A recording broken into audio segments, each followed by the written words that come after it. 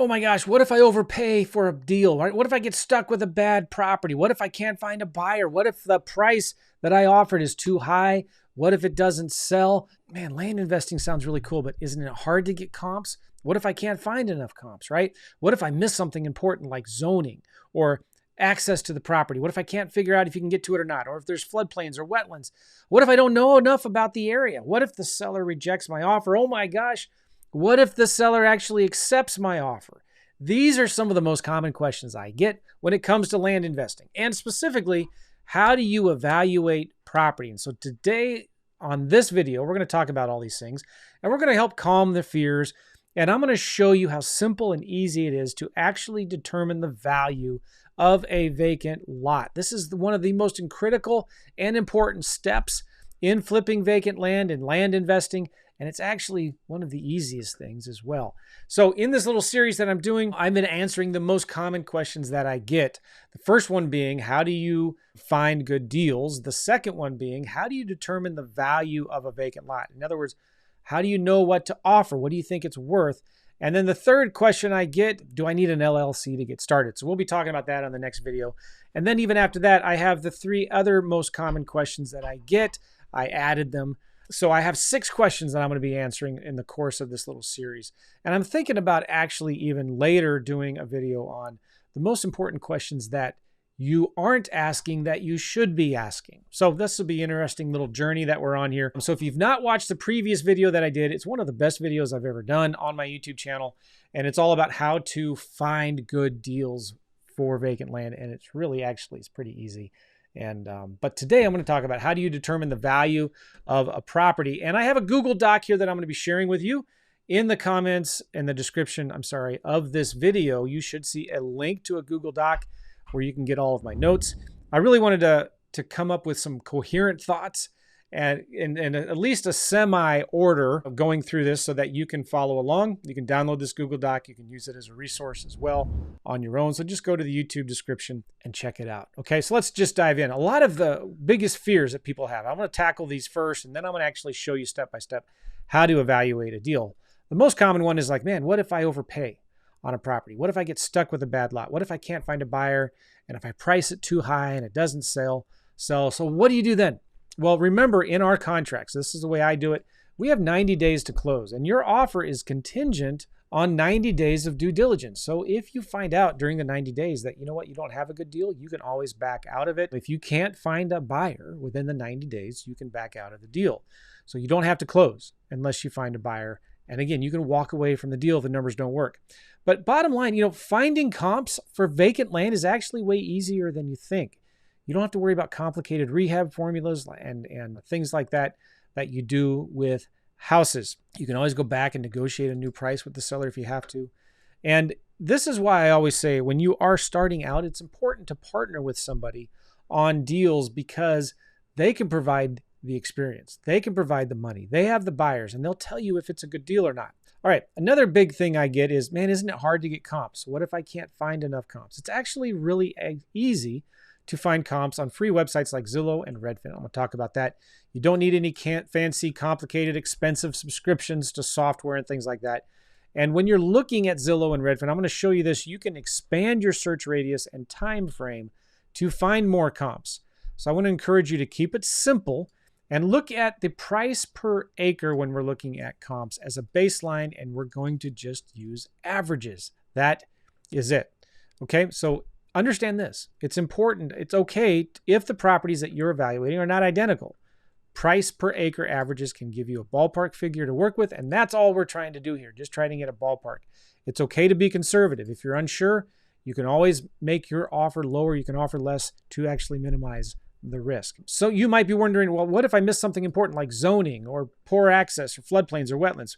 Well, it's important that you have a very simple due diligence checklist to follow so you do not forget these things. I'm going to talk about that in a second here.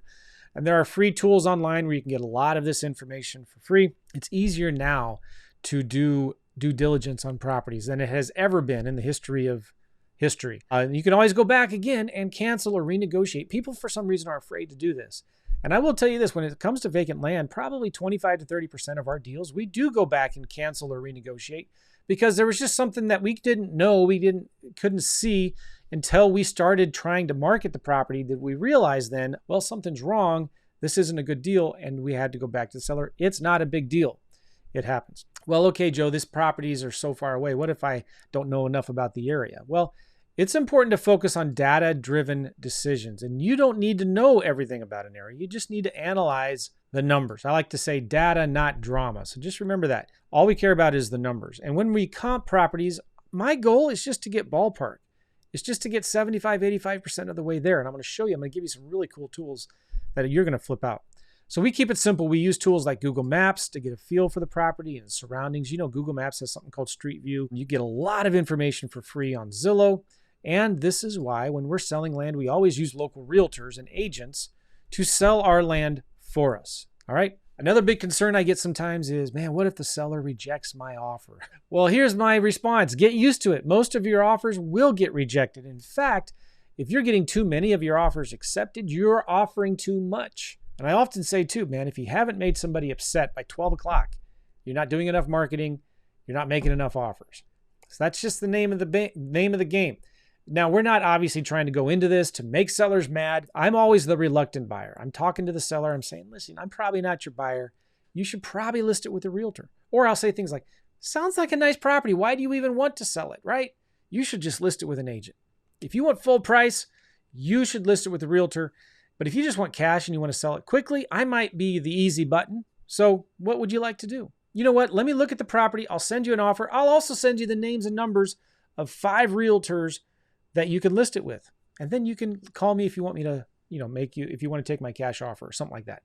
So I'm always the reluctant buyer, and I'm never pressuring, never selling or shoving down the throat or lying or disorienting the truth. I'm not trying to convince the seller the property is really only worth this when it's worth that.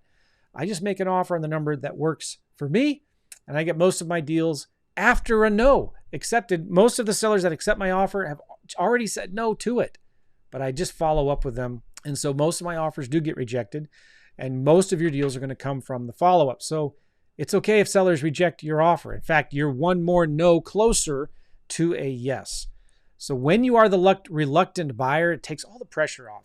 Does that make sense? So your goal is to make offers based on the numbers, not your emotions. And remember this too, we are deal finders, not deal creators. We're not out there chasing people. We're not out there trying to sell them some multi-level marketing scam, right? I'm not saying MLM is a scam. I'm just saying we're not selling anything. We don't need to convince anybody of anything. We're just making offers. And this job really becomes easy when we take that approach, okay? You are going to make people mad. That's just the nature of the business. If the seller's not motivated, which most of them aren't, or most of them pretend not to be, sometimes, sellers just need time to cook. But this is a real simple formula. If they're not motivated, we're going to send them an offer. We send every single seller an offer. Then we walk away. If they don't take it, that's fine. But then we follow up, and we follow up every 30 days. This is really important. I want to talk about some of the important keys. This is one of the most critical steps in land investing, is knowing how to evaluate properties and come up with comps and offers. But don't worry if you get it wrong. You have 90 days to close for due diligence. We don't use any earnest money deposits. You can if you want. And guess what? If you don't find a buyer, you don't close on the property. This is also why I say it's important to find somebody to partner with on your first deal, right? Stand on someone else's shoulders of their experience. Because then if the deal goes bad, you can say, hey, you know what? I talked to my investor and this deal isn't going to work because of this and this and this.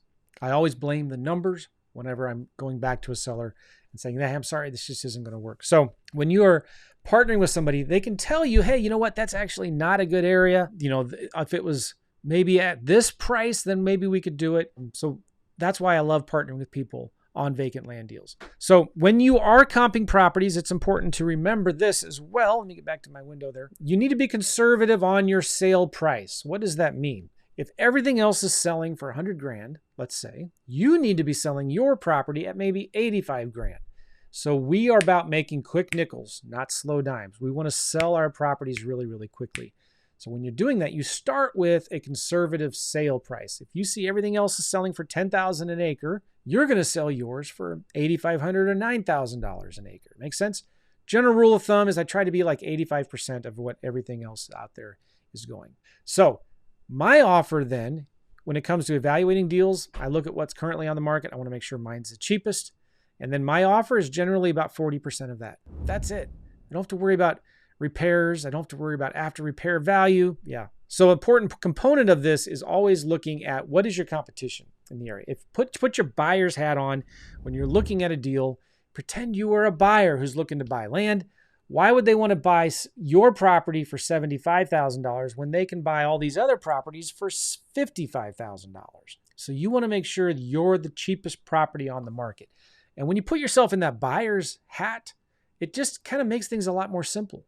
And it helps you be more conservative when you're coming up with a valuation for your property. Make sense? Now we're going to talk about some due diligence here when you're looking at properties, and then we're going to actually look at some properties, and I'm going to show you some free tools. And so these are some important things to look at when you're evaluating properties. Number one is access, legal access and physical access. This is the most important. Real simple. Can you get to the property? If you can't, well, that doesn't mean you should walk away from it. But if you can't get to the property easily, then you just make a more conservative offer. I have wholesaled a ton of landlocked properties. To who? Who would buy a landlocked property, right? The neighbors would, right? Somebody else that's trying to buy a bunch of properties would. You just never know. And there's a saying in land that there's a pig for every barn. And at the right price, you could sell anything. So sometimes I get a property that I'm a little sketchy, a little nervous about because it's landlocked or whatever. I'll get it under contract at the cheapest price that I can. Do a little marketing, talk to some neighbors, talk to some other investors, talk to some realtors, and find out, yeah, you know what? I thought I could sell a property for 20. I can't, but I know I could sell it for 10, even though it's landlocked. So I go back to the seller and I lower my offer or cancel the agreement. So access is the most important. Does it have a road to it? What kind of road is it? Is it paved? Is it gravel? Is it just going over a field? Important to understand that. And how do you figure that out? Real simple. Google Maps and another tool that I'm going to show you in just a minute. The second thing is usability. What does that mean? Topography, flood zone, zoning. So is the land flat, hilly, or steep? I'm going to show you a little bit of tools, some tools on that. Flat land is generally more valuable because it's easier to build on, right? Flood zones and wetlands.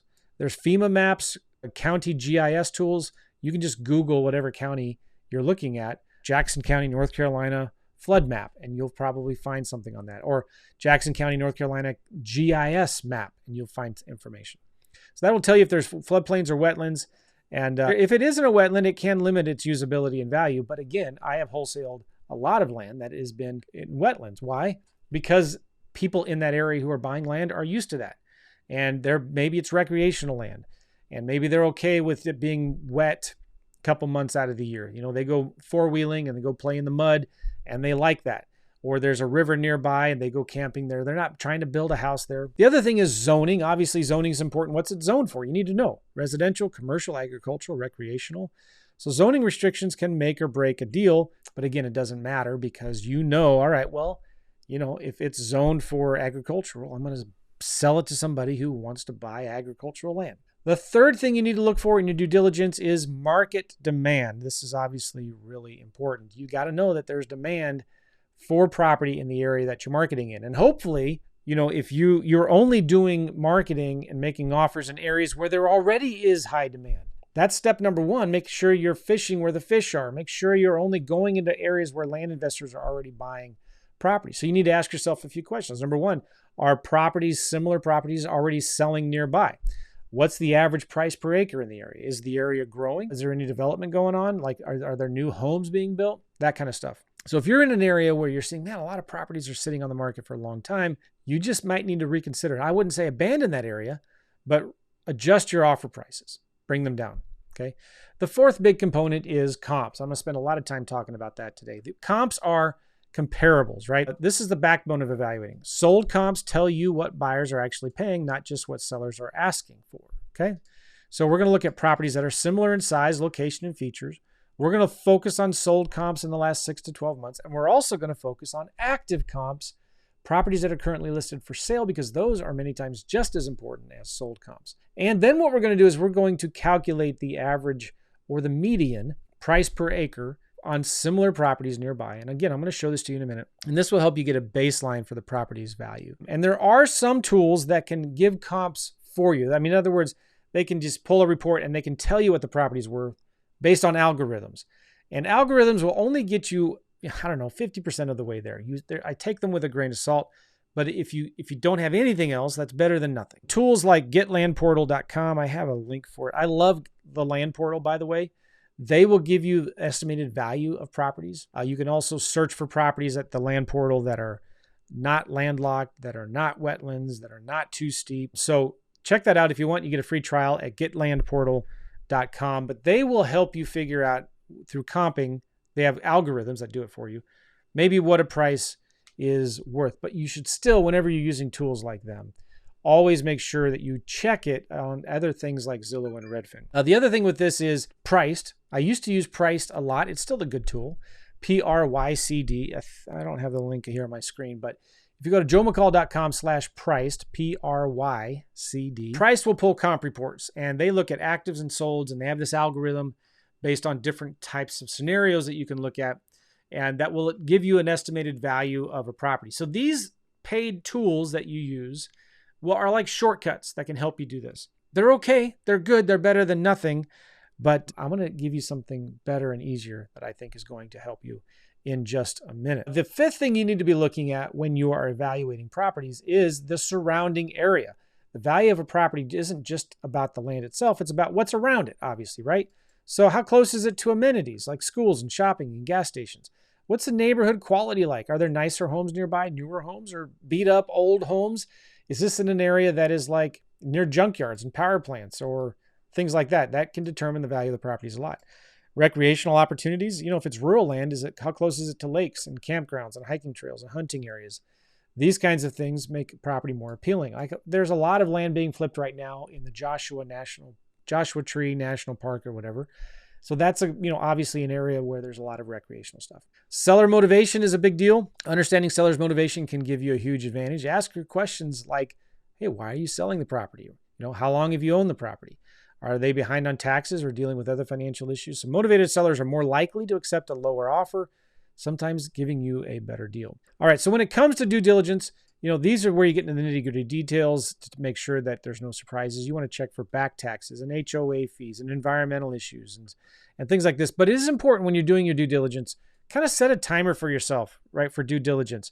Think about this so you don't want to get lost in the weeds. You can spend hours and hours and hours on due diligence, but you want to focus on the most critical factors first and then dive deeper if the property looks promising. The most important things are like terrain and access, wetlands, floodplains, and things like that. All right, the final thing when you're looking at evaluating deals is the exit strategy.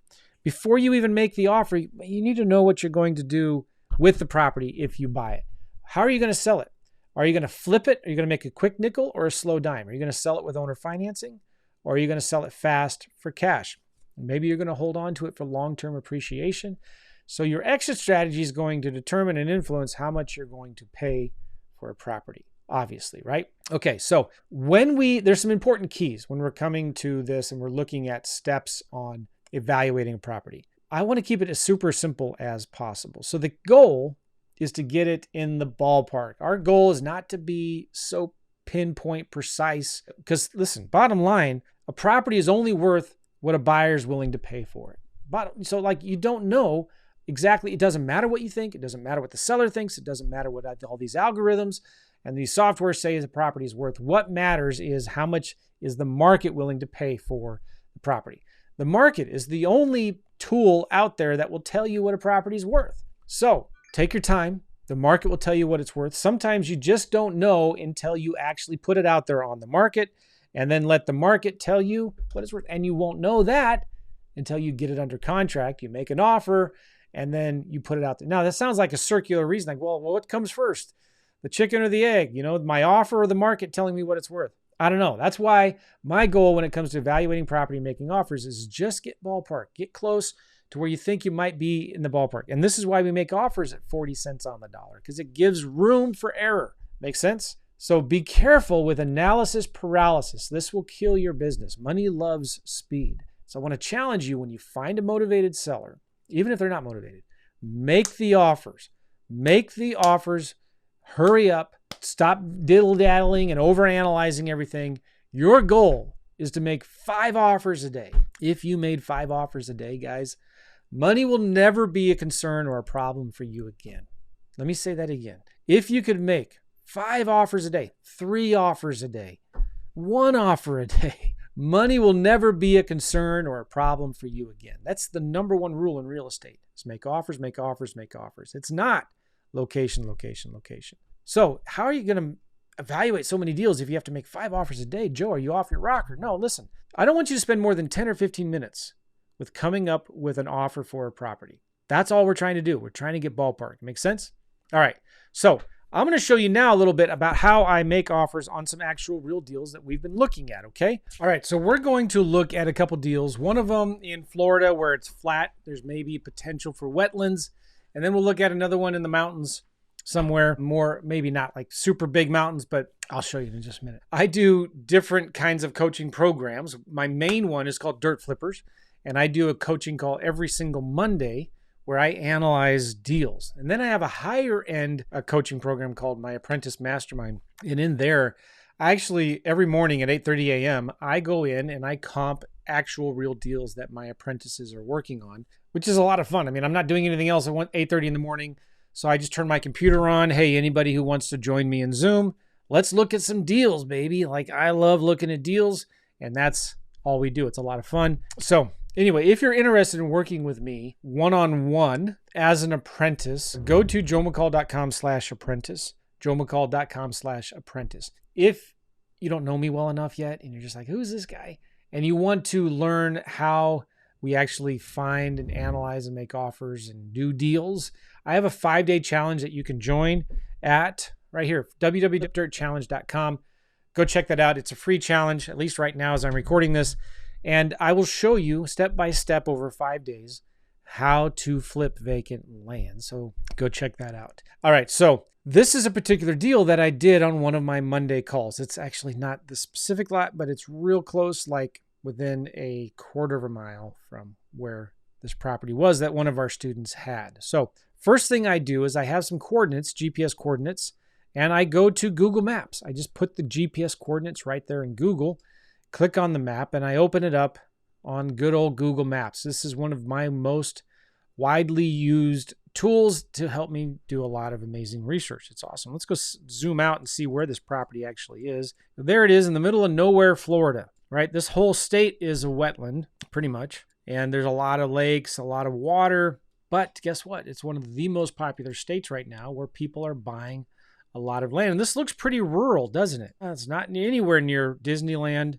It's not anywhere near the beach. If we go to the satellite image, a lot of green space, okay? By the way, did you know something like 85% of the entire United States is vacant land? But if you look at this deal, you think, man, okay, what's going on here? Why would anybody want to buy land here? I don't know. It looks like these are wetlands, these are marshes or something like that. But let's check this out. Somebody bought this land. They want to sell it. And so one of the first things I like to do is drag the yellow dude around. Now the yellow guy is the street view. And if I'm dragging him around, there's nothing that's turning blue. So there's no street view in this area. That's fine. Don't let it freak you out. I'm going to zoom out a little bit and drag the yellow dude around again. Ah, look, so there's some blue right there. So this is one of the streets to get to that. I'm just going to drop the yellow dude right there. And it kind of shows us what this area is like. And I scroll down. Okay, so our property that we're looking at is down this road, and it's a gravel road. All right, looks pretty cool. It's pretty. Not much going on here. You might be thinking, who on earth would buy land here? Well, just bear with me because you're going to find out in a minute. A lot of people are buying land around here. Okay, so not much I can tell from this. I just keep on zooming in. One of the things I'm looking for is, does it have road access? It sure looks like it does. I'm looking, what's in the area, right? Are there people, junkyards? Are there industrial, commercial buildings, power plants, railroad tracks, power lines? Just kind of looking at the area. There is some homes there. So there's probably utilities close by. All right. The next tool that I like to use is a tool called Regrid. Regrid is only about $8 a month. It's really amazing. I love it. I use it every day. Regrid, regrid.com. And when you go there, you click right here, jump into this map. And the cool thing about Regrid is you can do quick searches right here by the address, by parcel ID, APN, GPS coordinates, whatever. So I'm just going to paste the GPS coordinates right there, and it takes me right to the property. You put the GPS coordinates in there, and it takes you right to that vacant lot. You click on it, and it's going to zoom you right in. Okay, now something's going on here where it's not acting as fast as it normally does, but in Regrid, I can quickly turn on different layers. I can turn on the owner's name. You can see the owner's name is Cisneros. You can see the neighbors. I'm always looking to see, does this guy own any neighboring properties next to it? Okay. And you can also go down here and turn on layers like flood zone. And look, it's not in a flood zone. I can click on wetlands. So we're good, right? This property is high and dry. If I zoom out, you can see all of the properties that are kind of in flood zones and whatnot. So this is actually good, makes the property a little bit more valuable. Again, I would still make an offer on a property like this that was in a wetland, but it would be a lot less than this property. I always make offers on everything because, as they say, there's a pig for every barn, right? So this property here, I can see over on the left-hand side, it's 0.52 acres. I can see the owner's name and information. I can see where the address is and all of that information. This is all public records. This tells me a little bit about the property. I can see the neighbors. I can see I can turn on different layers, and I'll show you on another property next. You can look at elevation contours. Obviously, this is going to be very, very flat. You know, you can't even see the contour lines. They're so far apart. Looks good. All right, now let me just show you one of the other tools that I like to use a lot is the land portal.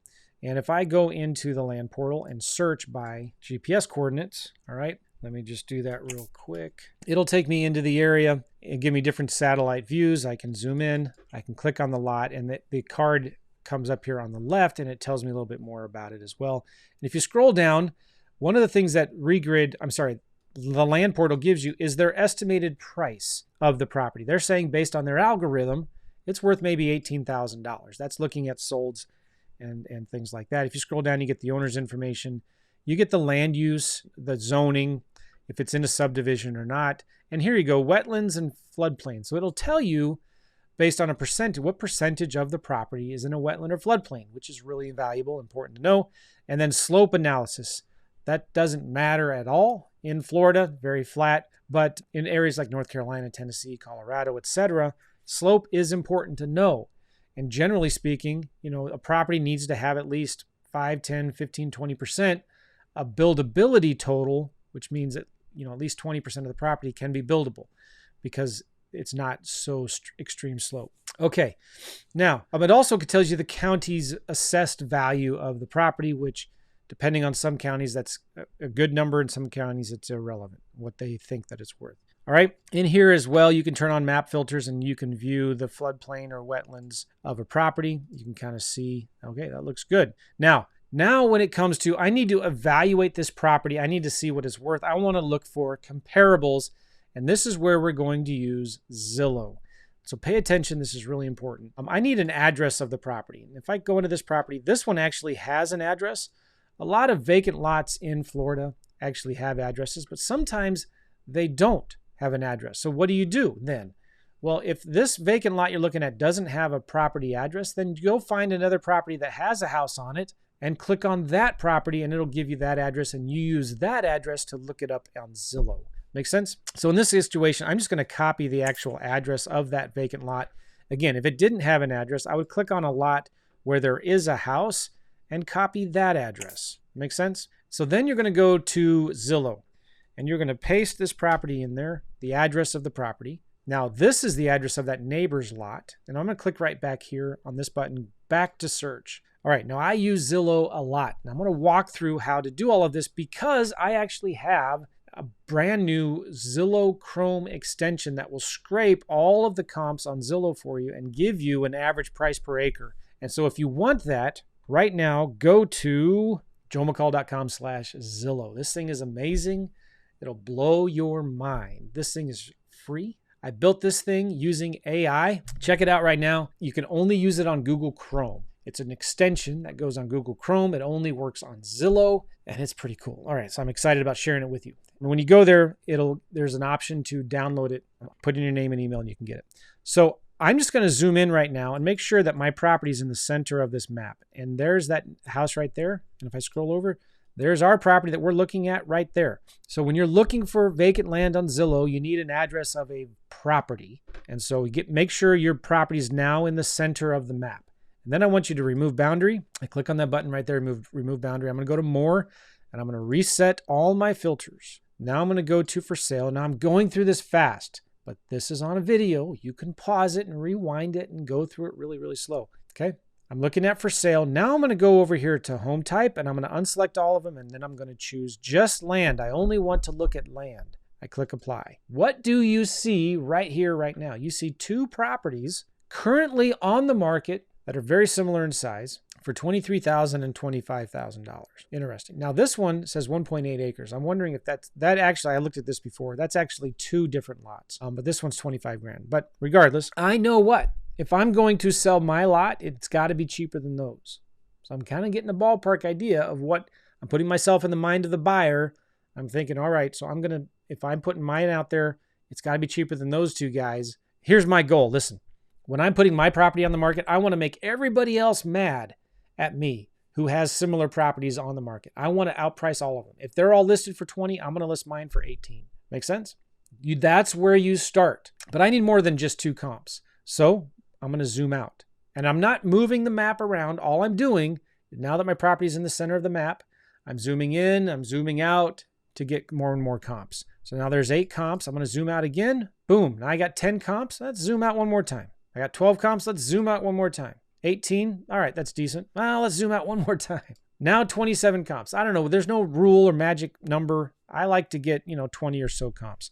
Now I'm going to take these and I'll sort them by low to high. Price low to high. I'm going to scroll down to load them all up. Now look, there's some $1 million properties in here. I don't care. Now I am going to do one thing. I'm actually going to set another filter. Our property, remember, is 0.52 acres, right? 0.52 acres. So let's do a filter in here for lot size. Oh, also, by the way, I'm going to go to more and I'm going to say I want backups and pendings. You always want to look at pending properties. Scroll down and lot size minimum, I'm going to do 1/4 acre. And max, let's do 2 acres. So I don't want the really big properties. I don't want the really small ones. And I don't want a really tight filter either. 1/4 acre to 2 acres. Maybe if we did 5 acres. Now let's do 2 acres. Keep it at 2 acres. And guess what that does, by the way? Oh man, all of those $1 million properties are not here anymore, except for this one. And something's going on with this. I don't know why that one's so expensive. Oh, it's got railroad frontage. I don't know if that's a big deal or not. But now I've got 14 comps. I want some more, right? I want more comps. So I'm going to zoom out one more time. Now I've got 299. All right, that's maybe too many. Let's zoom in. But the cool thing is with Zillow, because I have the scraper that's going to scrape everything over here on the right side. If you want more comps, you could zoom out and like, dang it, I got 299. I don't want that many. So you could draw your area here. So I could draw something like this to avoid those 2 areas on this side of the lake over here that had too many properties. Click apply. All right, so now I've got 17 comps. It's up to you, right? Let's remove boundary. Let's just zoom back in a little bit. So I've got 14 comps. Good enough for me. All right, I scroll down to load them all up, and then I go to my scraper, which is free. I'm going to clear what I did previously. How do you get this scraper, by the way, Joe, again? joemccall.com/Zillow. This is free. And this is a Chrome extension that you can only use on Google Chrome.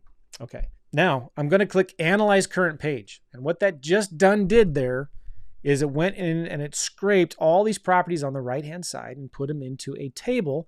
And it's given me the price per acre for each of these properties. Is that cool or what? Yes, it is, because it tells you, all right, well, this property is currently listed for $21,978 an acre. This one's currently listed for $20,000 an acre. This one, $19,608. This one, $12,778. Oh, shoot. This one, etc. So then I want to look at solds as well, right? Oh, let me rewind. Go back to this extension. It scraped all of that data here, and I'm going to sort this table from low to high. And you can see some of them are $12,000 an acre. Some of them are like $663,000 an acre. What the what? Those are 2 extremes, aren't they? Well, that's why we look at not just the average, but we look at the median. I care about the medians because that ignores or excludes the outliers. Now, the next thing I do though is I'll say, give me just, because I want to be conservative. I'm putting myself in the buyer's hat who's looking at this deal. I only want to look at the lowest 50%. So instead of looking at 14 comps, I'm looking at just 7. And I want the lowest 50% price per acre. Now you can see the average and the median are closer here. And I know this is really tight in here, so my apologies, but I'm just telling you what this does, which is pretty freaking awesome. So now I've got 7 good comps showing me that the median price per acre is about $22,000 an acre. That's going to help me price my property. But the next thing, I want to look at sold properties, right? So now I'm going to click on for sale and I'm going to click on sold. Oh, a lot of yellows. That's good, right? But I don't want all of them. I want some that are sold just in the last year. So I'm going to scroll down to more and I'm going to say, give me all the solds in the last 12 months. All right, click apply. There's 17 of them. Again, if I want more, I can zoom out. If I have too many, I can zoom in. My property is still in the center of the map. So now I've got all these properties here. I'm going to scroll down to load them all up, and I'm going to go to my extension here. I'm going to click Analyze Current Page, and I'm going to do Show All just so you can see.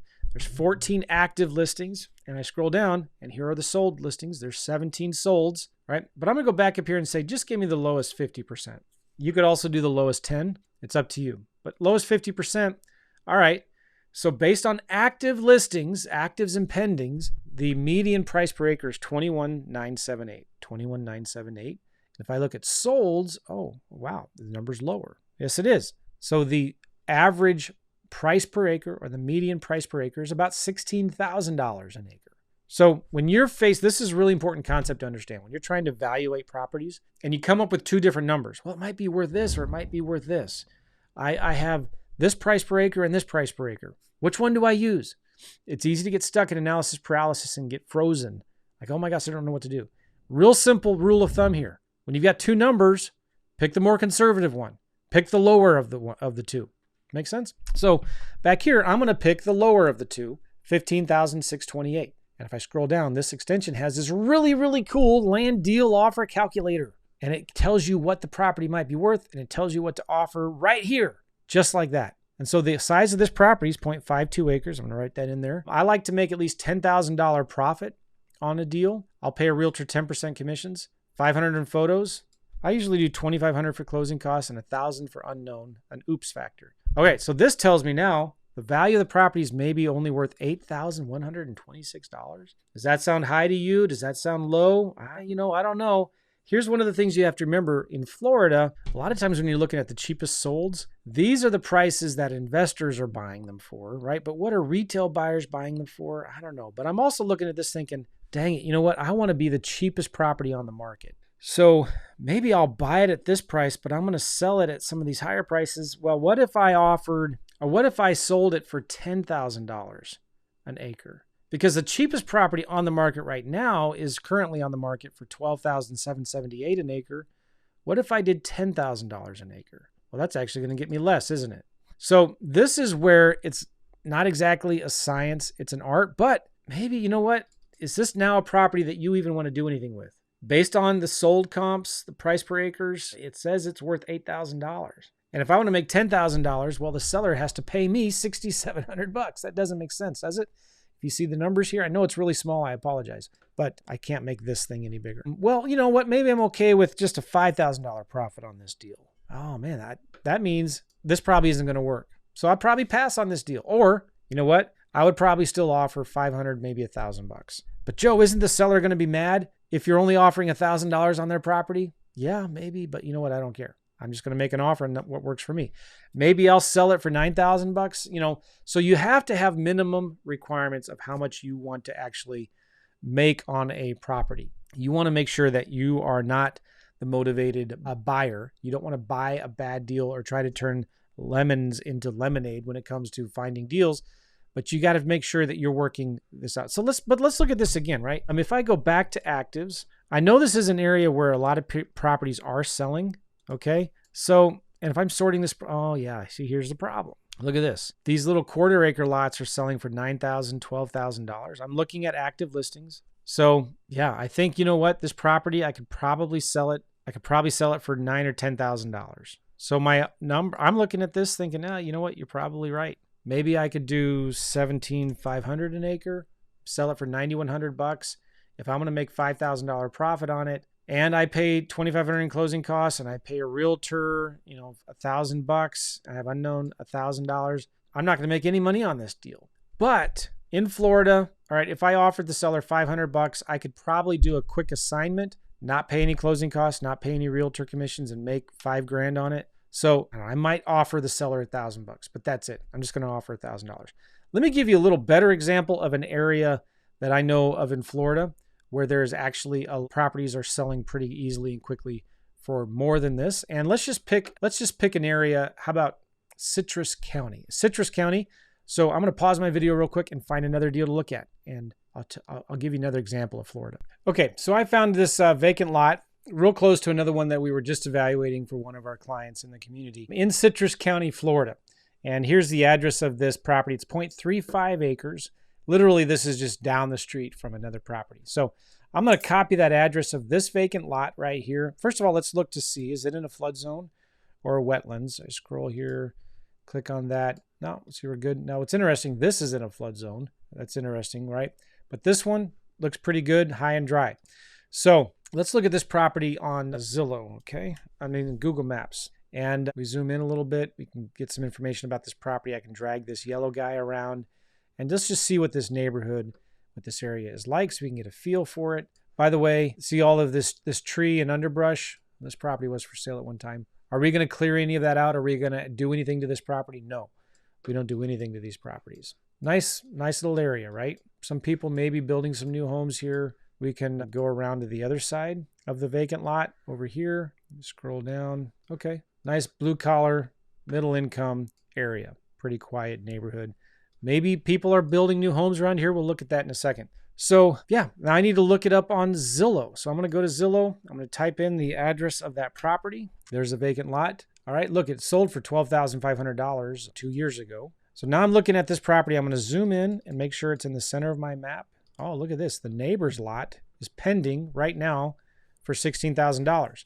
That tells me that's a good sign, isn't it? So maybe if I sell mine for the same price, maybe I can find a buyer for it. So I'm going to be in about, it's pending, it's under contract, and it's been on Zillow for only 35 days. So that tells me, yeah, that's maybe a good number. I'm putting my buyer's hat on.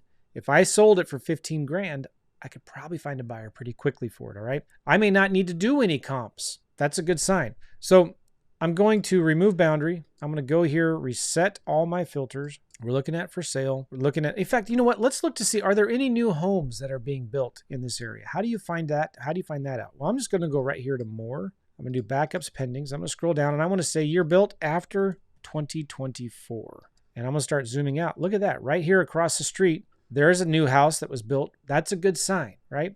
There's another house over here that was built, sold, or is currently on the market for $255. I zoom out a couple more times. In this area, there's about 8 new construction houses that are currently on the market. And these aren't like subdivisions where there's a bunch of new houses being built.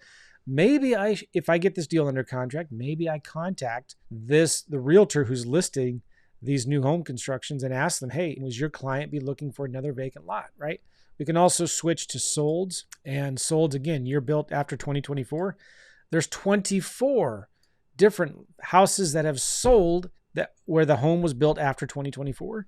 Yeah, hot diggity dog. You can find out who are the home builders of these properties, call the listing agents, send mail to the actual builders, call them, say, hey, are you looking for another vacant lot? I've got one here for you. So I like this area a lot because there's a lot of recent vacant land solds. There's a lot of home builders. So I think we're good. I think we got a good deal if we can get it accepted. So, but let's go back here. In the center of the map is our property. I'm going to reset all filters. Okay. And I want land only. And I'm going to set backups and pendings. And I'm going to do lot size minimum, 7,500 square feet, maximum 1 acre. And we'll start zooming out. Now we can see already here, zooming out once, there's 4 comps. Let's zoom out again. There's 8 comps, zoom out one more time. There's 19 comps. Cool, I'm gonna sort from low to high, scroll down to load them all up, go to my new fancy dancy Zillow Chrome extension here, click Analyze Current Page, and bam, just like that, it scraped all of those active listings right here, and it's given me what? It's given me the price per acre. See these blue boxes there? And then if I say low as 50%, all right, you can see the average and the median price per acre is about $58,000. So if I scroll down, the size of our property that we're looking at here is 0.35 acres, okay? Scroll down, I do 0.35 right here. And so this tells me, all right, based on these active listings, and if I used $58,348 per acre, and I wanted to make a $5,000 profit, for example, and I subtract realtor commissions and closing costs and unknowns, the property is maybe worth $20,000 and I should offer $9,400. Now, maybe I could sell it for $20,000, but remember that neighbor's property is currently on the market right now. It's pending for $16,000. So let's look at sold comps here, and I'm going to switch to solds, and there's already a ton of them. I like that. That makes me feel good about this little neighborhood. Scroll down, say sold in the last 12 months, and there's still a lot of yellows. That's good. Scroll down here on the right-hand side to load them all up. And then I'm going to go to my scraper. I'm going to click Analyze Current Page, and it just went and done scraped all of the solds, and it's given me the average price per acre, and the median's about the same, about $55,000 an acre. I scroll down and it automatically puts the lower value in there and 0.35 acres. All right, so maybe the property's worth 19 grand. So now it's saying I should offer 8,100. So listen, the whole goal of this exercise that we're doing, like I said before, is just to get ballpark. Now, let's say in my calculations, I decided to sell it for 19,000, but then I put it on the market and I realized, you know what, 19 is a little too high, and I sell it for 16,000. Well, that's why we make offers at 40 cents on the dollar, because that gives us room for error. So just looking at these numbers, if I sell it for $54,547 an acre, and I want to make $5,000 profit, I'll pay a realtor 10% commissions, $500 for photos, $2,500 for closing costs, $1,000 for unknowns. I should offer $8,100. And if I offer $8,100 and I use a realtor and I close on it and I sell it and I pay for pictures and all that, I'll make a $5,000 profit. But what if? Oh, check this out, guys. Because in Florida, it's easier to do assignments. What if I just do an assignment on this deal? I get it under contract, I buy it for 8 grand, and I sell it for 15 grand. As an assignment to one of these home builders, I just made $7,000. I didn't have to pay any closing costs, didn't have to pay any realtor commissions.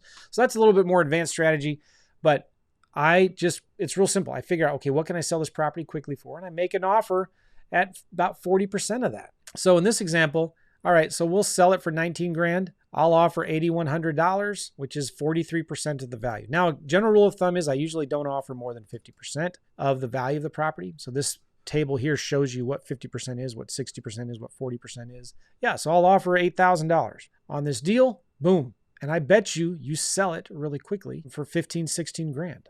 Yeah, it's a great little area. I love it.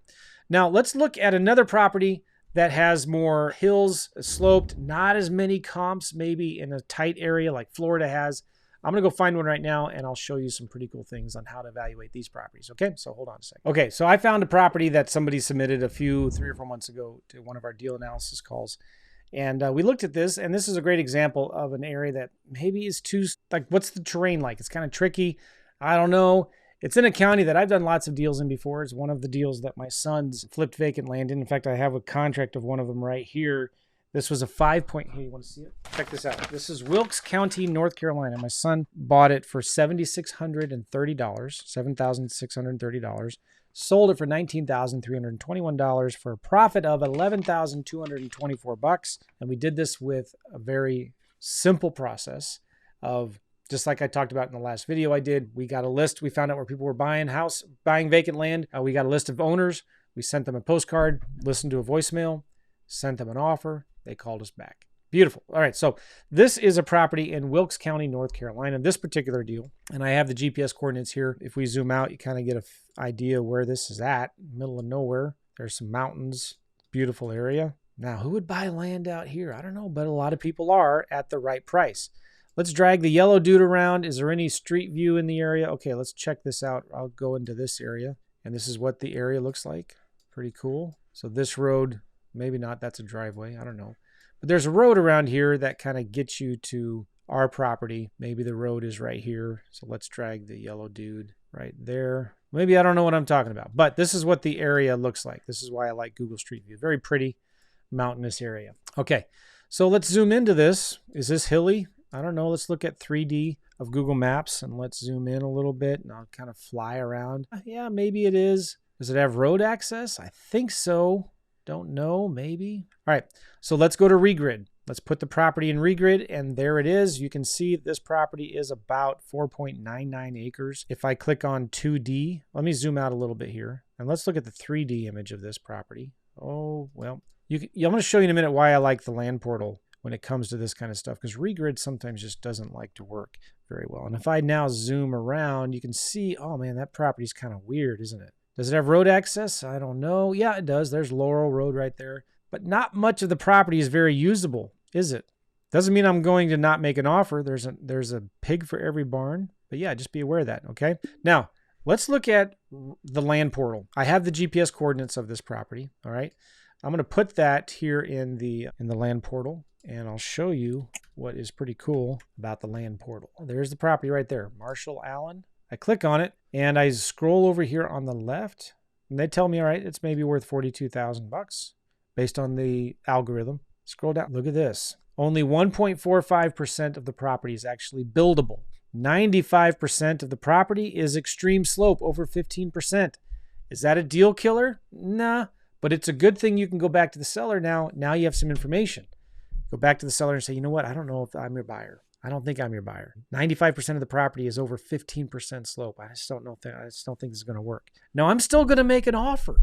You say, well, how on earth could you? Who would buy this thing? I don't know. A neighbor at the right price. Somebody would buy it. Would you buy this property for $5,000?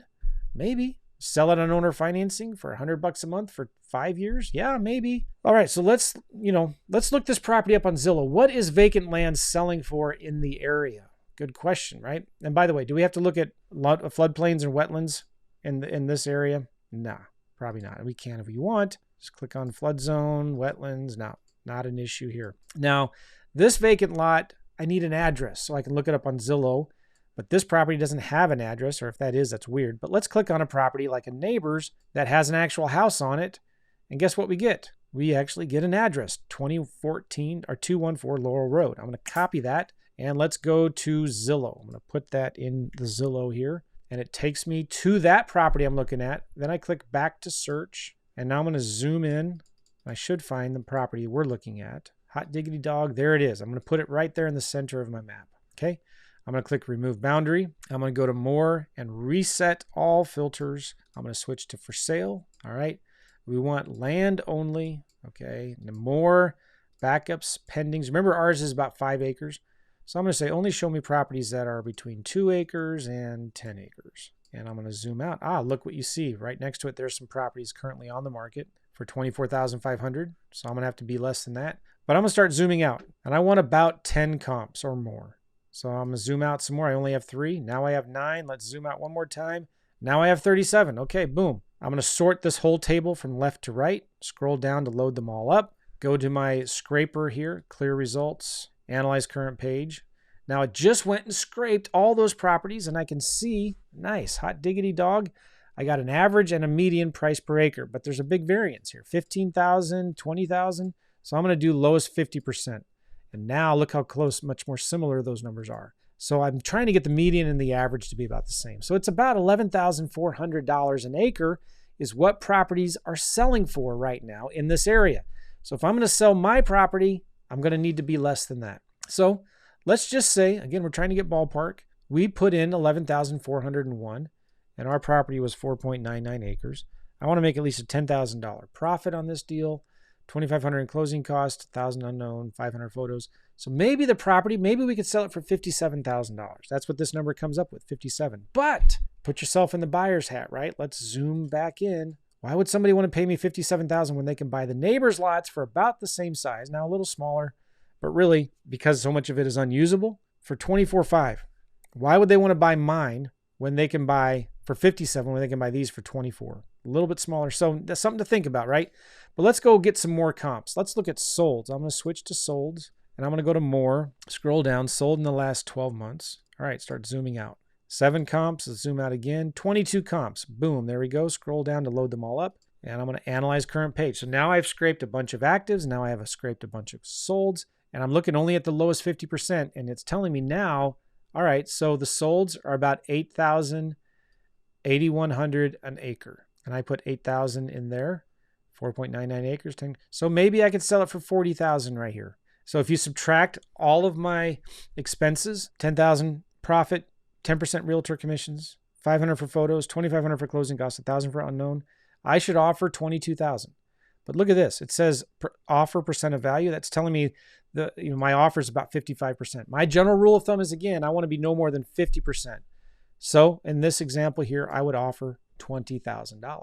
But put yourself in that buyer's hat again. Why would somebody want to pay you 40 grand for your property when they can actually buy something real close to you, a little smaller, for 25 grand? So this is now where I use a spreadsheet, and I have this spreadsheet in this Google Doc. If you scroll down, there's a link for this offer spreadsheet here that you can get if you get the Google Doc. So let me open this up right here. And this is a tool that I use a lot, where I'm going to go right here in this little section, offer. All right. And this is where, well, what should I list it for? Now, if mine is about 5 acres and there's some similar properties right now for sale, let me switch back here. I'll show you. if there's some similar properties right now for sale that are a little smaller for 24.5, what if I sold my 5-acre for 24.5? Maybe it might make these guys a little mad that I'm offering a property that's an acre bigger for the same price. Okay, so let's do that. Here's the spreadsheet right here. I'm going to sell mine for 24.5. I want to make at least a $10,000 profit. I'll pay a realtor 10% commissions. Oops, 1,500 photos, 2,500 closing costs. All right, there's my offer. $8,000, which is 32.9% of my asking price. I'm going to send the seller an offer for $8,000. I can probably sell it pretty quickly for $24,500. That's it. So what I'm trying to impress on you here is our goal is just to get ballpark. So take a look at what the property is like. Does it have road access? Is it in a wetlands? Is it floodplains? Is it accessible or whatnot? Take your best guess. Go for it. If you've got different numbers, use the more conservative number. Use the lower number, okay? Put yourself in the buyers who might be looking at this property. Why would they want to pay you 50 when they can buy neighbors for 25, right? Even if it's in a wetland, I still make an offer. Because what if I'm wrong? It's okay. I have 90 days to close. I can back out for any reason. And I can tell the seller, listen, I'm sorry. I thought it was worth 50, but I've been doing some research and due diligence, and it's actually not. I didn't realize that there's a property down the street, 5 miles away that I can buy for a lot less. And sometimes I'll even tell the seller, listen, honestly, I've been trying to advertise this property to sell it with owner financing, and nobody's interested because it's way overpriced. Just be honest with them and tell them that's what you're doing. So don't let this, I know this is maybe strange, and I went through this really, really fast. Because it's strange. You've never heard of this before. You never thought of this before. But when I'm looking at deals, I'm just bam, bam, bam, quick. Let's look at it. What price would this property need to be to make people go crazy and just want to buy it because it's such a good deal? And then I subtract my costs, or, if you don't know what your costs are, just make an offer at 40% of that. That's it. Use tools like I have there in Zillow that can scrape actives and sold listings and just go from there. Cool. All right. So we got a few more things to cover. Let me zoom out here and show you some things that we talked about. All right. I use Google Maps a lot. I like Regrid. I use the land portal a lot. So just go to getlandportal.com, getlandportal.com to check that. Look for road access, flood zone, slope, recent activity, comps, etc. Get that Chrome extension. I think you're going to love it. And again, a rule of thumb in using that spreadsheet that I have, always make an offer at about 40 to 50% of what you think you can sell it for in 1 to 2 months. Pricing models, algorithms, take it with a grain of salt. The land portal and price, they're good. They'll get you in the ballpark, but they don't know, they're not factoring in if the property is accessible or not, if it's in a flood zone or not, if it's on the lake, if it's on the side of a hill, right? They just don't know. So use it with a grain of salt. And if you find yourself, if you're past 20 minutes evaluating property and you still don't know, then use something like the land portal just so you can come up with a number and send the offer. You'll find out later if you were wrong or not. Maybe you were really right, and you make $20,000 instead of $10,000 profit on a deal. Does it make sense? Okay, so also in this Google Doc, I did a video about a year ago. Watch me comp a deal in 5 minutes. And if you go there, this is, you can't see it on this window here, but I did a video. It's about 15 minutes long where I'm going to show you how I comp deals. And I did that video before I even had this new Chrome extension that I have. All right, so few final thoughts. Number one, if you want to join me on my free 5-day challenge on how to flip dirt, go to www.flipdirtchallenge.com and check that out. If you want the scraper that I talked about that's free that I built for you, go to joemccall.com/Zillow. Oh, and I forgot to show you something. Check this out. This is so cool. On this scraper, okay, you scrape all of this information. Nice. Well, what if you export that? So I'm going to click Show All. You can actually export all of these comps into a spreadsheet right here. And then what would you do with that spreadsheet? Well, you could upload it to ChatGPT and have it analyze it for you, right? So you could download that spreadsheet. Boom, there you go. And then you could go to right here. I have this button, AI Analysis. Check this out. I built a custom GPT that will help you analyze your land deals. And you can upload those comps and say, hey, look at these. Tell me what you think it's worth. You can ask it questions, dialogue with it back and forth. And then it will tell you, hey, you know what? Maybe it's worth this. You should offer this. And it'll also help you create what's called a 2-option letter of intent. So sometimes I send a cash offer and an owner financing offer. Like if I think the property, is worth $30,000, I might send a cash offer for $12,000 and an owner financing offer for $20,000. Based if the seller wants a higher price, I can give them a higher price if they're willing to take it with payments over time.